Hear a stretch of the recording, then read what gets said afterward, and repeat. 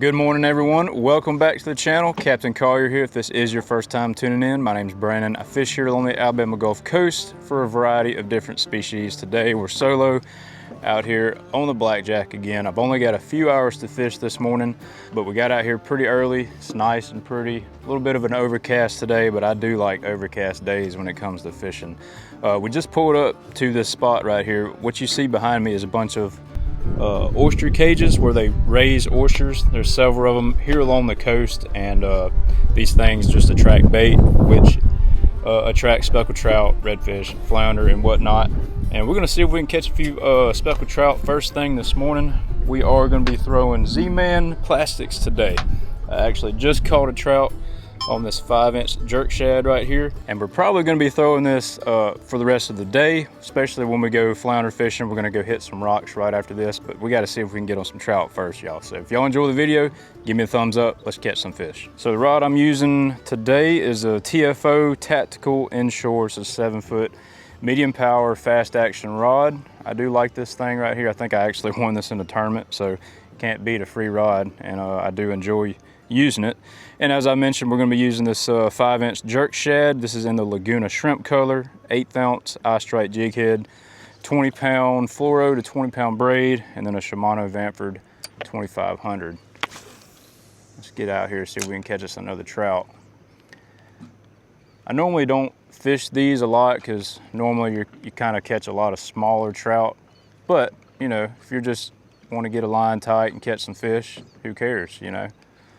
So we're gonna see if we can catch maybe a limited trout. We'll give it about 20 or 30 minutes, see what happens. It does look nice and juicy. A lot of bait. It's one great thing about these oyster pots is they always have bait around them.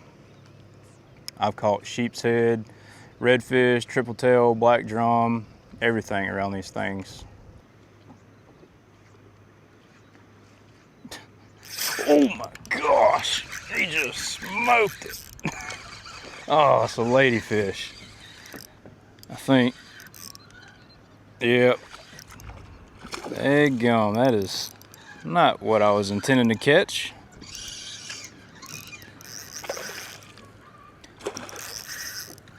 Second fish of the morning.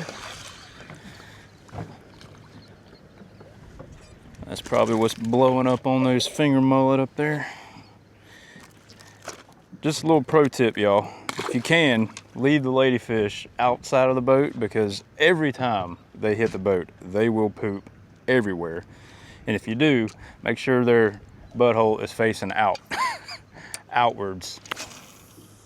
I don't know why they feel like they just have to have explosive diarrhea as soon as they get on the boat, but they do. Well, I guess if I just got yanked out of the water, I probably would too.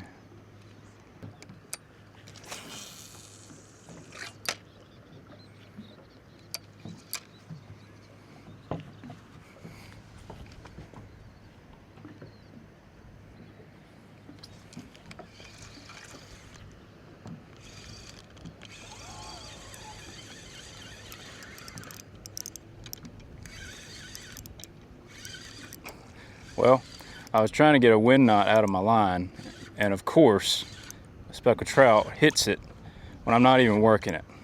So maybe we should just throw it out and let it sit. And that's actually a nice keeper. Oh, get in the boat. Yeah, that's a real nice keeper right there. Straight up Guggen move. And now the lure pops out. Well, I'm not proud of that catch right there, but that's a nice, probably 17-inch trout. We are keeping fish today. Throw him in the box, get this wind knot out, and get back to it. One of the few cons of spinning reels. Normally, if you take your time and don't get the line super tight, especially if you're using braid, you can get them out. But I may have already messed it up with that fish hitting my lure. Golly, this stinking dolphin. Right where I'm casting to. I'll be surprised if I still get bit.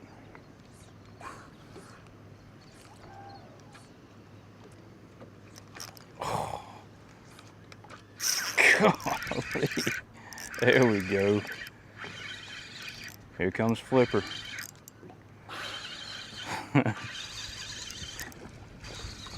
He mad. Hoo-yah! Another probably barely keeper there. They liking that jerk shads though. It's just a great lure, y'all. I mean, they probably think it's a shrimp, I think, or they could also think it's some kind of fin fish escaping. Just a good all-around profile to throw. Kind of covers all your bases. It's just got some really good action in the water. You can work it fast like I'm doing it here for trout or reds, or what we're going to be doing after we leave here is just bouncing on the bottom for flounder. There's another trout. Don't feel too big. I don't know. Got a little heavier. Nope.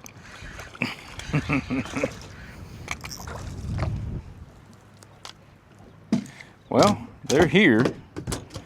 I'm sure we could sit here and weed through these guys.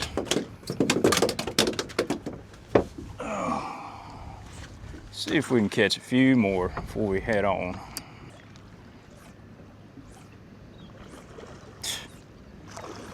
Go on somewhere, dude. Oh, that's a bigger fish. I gotta get him out of the pot. Yeah, that's a bigger fish unless he's snagged.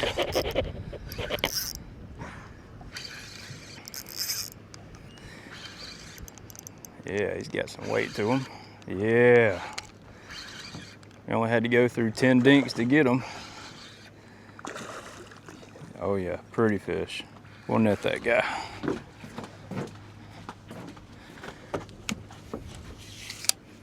Come here. Boom. Yeah, that's a 20. Maybe 21. Only old jerk shads. Man, it's such a great lure, especially in this color water we're in. Clear green, especially when that sun comes out. Oh yeah, she's 20.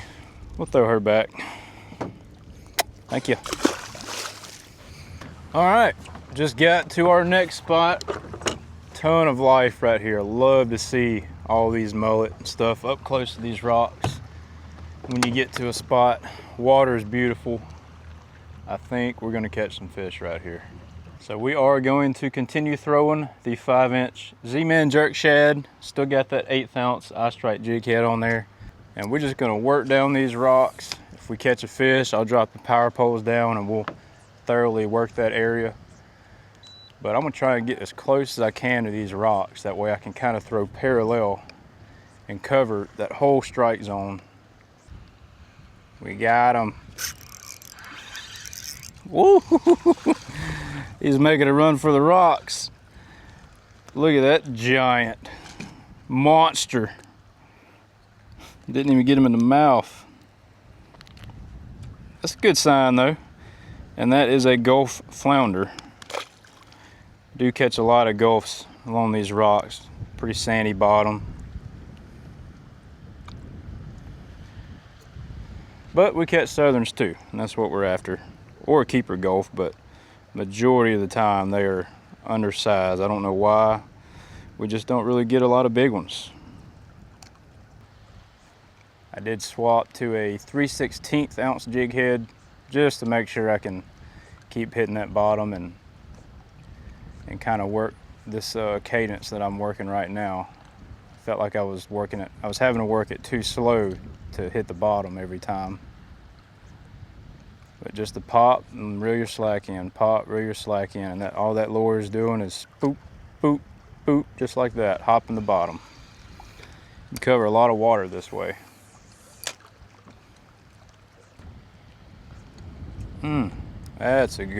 That was a good thump. That's gonna be a keeper right there. Give him a few seconds. Oh yeah. Oh yeah. Oh, this might be bigger than I thought.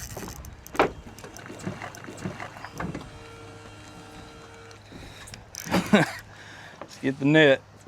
They're notorious for spitting it when they come up. Okay, he's not huge, but he is definitely a good keeper. Yeah. Woo, he is thick, fat. He has got something big in his belly too. Old Laguna shrimp, Z-Man jerk shad is getting her done. Yeah, I don't know if y'all could see. Oh yeah, you can you can definitely see when you hold her flat. Big, something big in her belly right there. That is definitely a good keeper for us. Oh yeah, right at 18 inches. All right, well there we go. We came and we caught, it's only been about 10 minutes. We caught one little small chi-chi flounder. Second bite was this nice 18-incher right here. We're gonna get her in the box and see if there's any more. I don't know what it is, y'all, about this pink, but flounder just love it. This is probably one of my top 3 go-to colors in somewhat clear water. This is, I mean, this is the exact color water that I love to throw it in. And you'll see that I'm throwing it like really close to those rocks. Obviously, they kind of come down a little bit further than what I can actually see. So I kind of want my lure to kind of glide down the edge where those rocks stop. That's where those flounder like to hang out. And there's also like little cuts and divots that those flounder will get in. And I mean, you can cast 5 foot from the boat right here and work it to you, and sometimes catch them that way in these little pockets.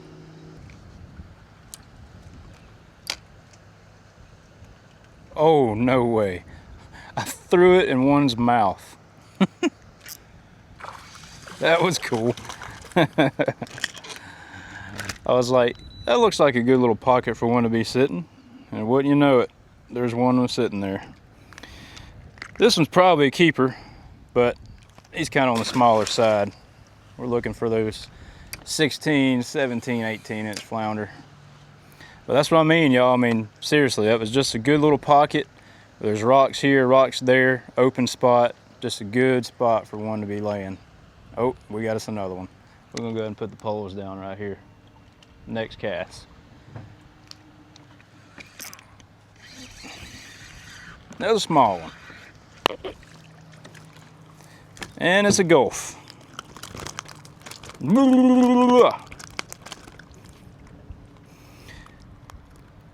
Another pro to these Z-Man plastics is this is still the same one that I've been throwing since this morning. And unless I get broke off, I'll probably be able to throw this the rest of this trip just because they're so durable. And y'all, if you see that your leader is frayed, just go ahead and retie. Either retie a whole new leader or just shorten the one that you have up, because you don't want to risk losing possibly a fish of a lifetime because you didn't retie and you already knew that it was frayed, which I've done, I'm guilty of. But we're not in no hurry today, so it takes 10 seconds just like that just to retie and get back out there. And also, if you do tie loop knots, sometimes if you catch a bunch of fish on that loop knot, it'll wear out on the end. There we go, right here.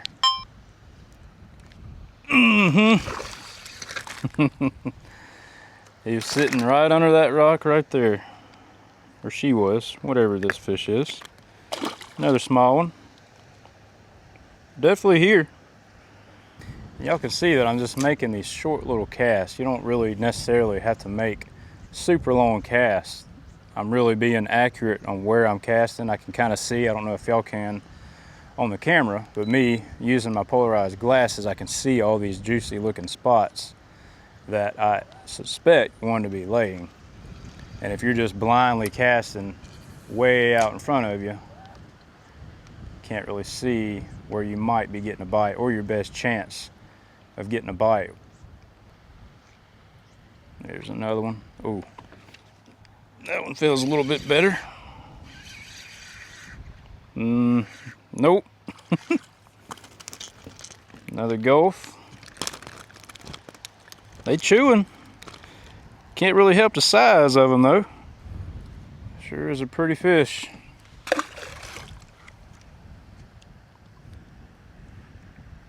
Lure still going strong. They liking the bubble gum.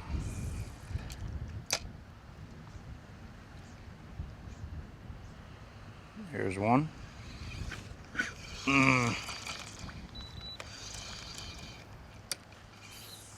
See if he comes back for it.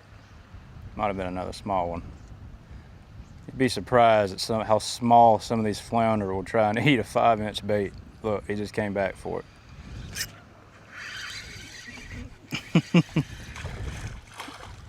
Well, that might be a keeper. Drop the poles down and check them out.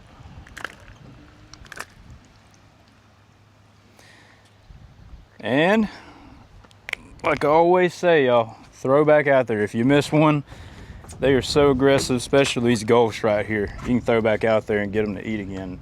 So here in Alabama, they gotta be 14 inches. And this guy is about 14 and a half. So we're gonna throw him in the box. We might actually cook him whole. I think that's what we're gonna do. This guy right here, we're gonna fry whole. That was a good thump. I think she smacked it. It's just another gulf about the same size. Man, they hit it so hard.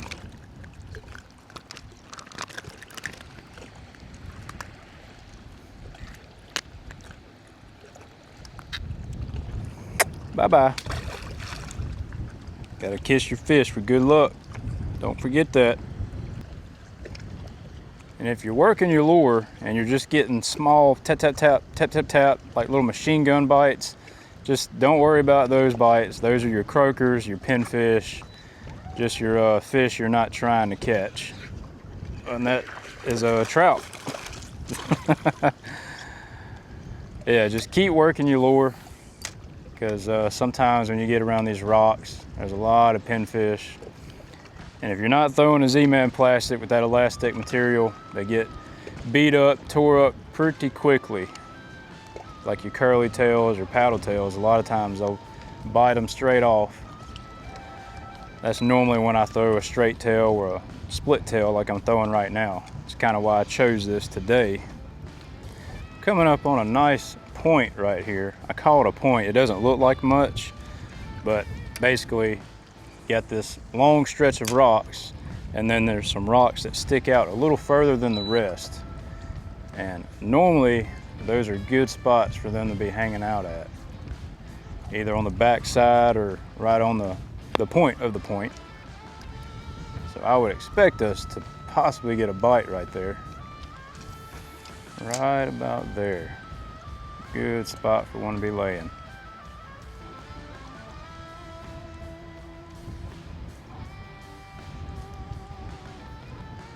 Oh, what did I tell y'all? We got one right there. I don't know how big it is. Not very big, but he was there. Don't you just love it when you can call your shot?